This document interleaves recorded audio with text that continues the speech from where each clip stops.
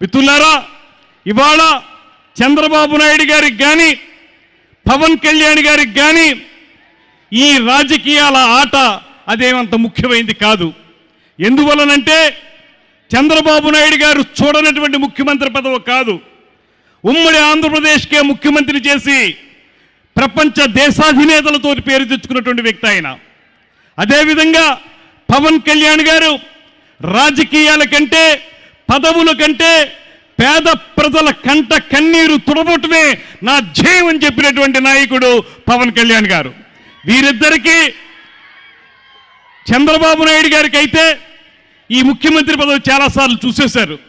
అదేవిధంగా పవన్ కళ్యాణ్ గారు అయితే ఆయనకున్నటువంటి ప్రజాదరణ కొంతమంది ముఖ్యమంత్రుల కంటే చాలా ఎక్కువ ప్రజాదరణ ఆయనకుంది.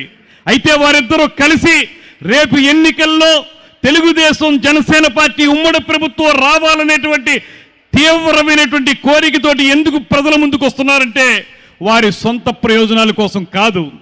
అధోగతి పాలైపోయినటువంటి ఈ రాష్ట్రాన్ని తిరిగి పట్టాలెక్కించడానికి తెలుగుదేశం జనసేన కూటమితోటి ఖచ్చితంగా మరింత కాలం పాటు సుసంపన్నమైనటువంటి ఆంధ్రప్రదేశ్ని తీసుకురావటానికే వాళ్ళు మళ్ళీ ఈ పోరాటానికి సిద్ధమయ్యారనేటువంటి మాటని ఈ సందర్భంగా నేను మనవి చేస్తున్నాను.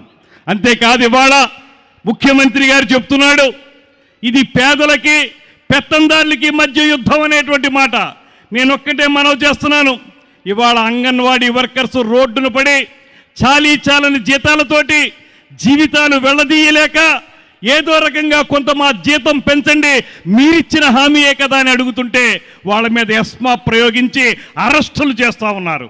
మరో పక్కన మున్సిపల్ పారిశుద్ధ్య కార్మికులు, పేదవారు, ఎస్టీ వర్గానికి చెందిన వారు వారందరూ కూడా రోడ్డు మీదకి వచ్చారు.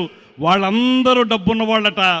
ఈయన ఈ ఉమ్మడి రాష్ట్రంలోనే కాకుండా పక్కనున్నటువంటి కర్ణాటక రాష్ట్రంలో కూడా ప్యాలెస్లుండి అతి చిన్న ఉద్యోగం చేస్తున్నటువంటి ముఖ్యమంత్రి అనేటువంటి అతి చిన్న ఉద్యోగం చేస్తున్నటువంటి జగన్మోహన్ రెడ్డి గారు మాత్రం పేదవాడట. అంటే ఇక్కడ నిజంగా చూడండి మీరు, ఎవరు పేదలు ఎవరు పెత్తందారులు. ఖచ్చితంగా చెప్తున్నాను, ఈ పెత్తందారీ వ్యవస్థకి తలమానికంగా నిలబడినటువంటి ఈ జగన్మోహన్ రెడ్డి గారిని గద్దె దింపే వరకు కూడా తెలుగుదేశం పార్టీ జనసేన పార్టీ రెండూ కూడా తీవ్రమైనటువంటి దీక్షా కంకణబద్ధులై ఖచ్చితంగా రాబోయే రోజుల్లో జరిగేటువంటి ఎన్నికల్లో ఇంటికి సాగనంపకపోతే ఈ రాష్ట్రం మరింత అన్యాయం అయిపోతుంది.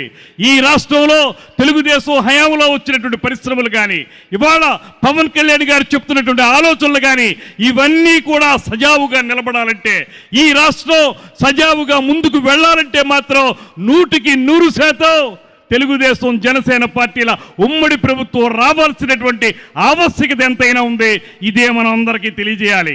ఇవాళ ప్రజల గోడు పట్టించుకోనటువంటి ముఖ్యమంత్రి మనకు కావాలా, లేకపోతే నిరంతరం ప్రజల మధ్య తిరుగుతూ పేద ప్రజల కన్నీరు తుడిచేటువంటి నాయకులు మనకు కావాలనేటువంటి మాటని ప్రజలకు చైతన్యపరిచి తద్వారా తెలుగుదేశం జనసేన పార్టీల కూటమిని రాబోయే ఎన్నికల్లో విజయ దుందుబి మోగించే విధంగా ముందుకు తీసుకెళ్లాల్సినటువంటి బాధ్యతని మనందరం తీసుకుందాం అనేటువంటి మాటని మరొక్కసారి మీకు మనవి చేసుకుంటూ, నీవు నేను మనం జనం ప్రపంచనం, ఆ ప్రపంచనమే ఇవాళ జనసేన తెలుగుదేశం పార్టీల కూటమి అనేటువంటి మాటని మరొక్కసారి మీకు మనవి చేసుకుంటూ సెలవు తీసుకుంటున్నాను. నమస్కారం.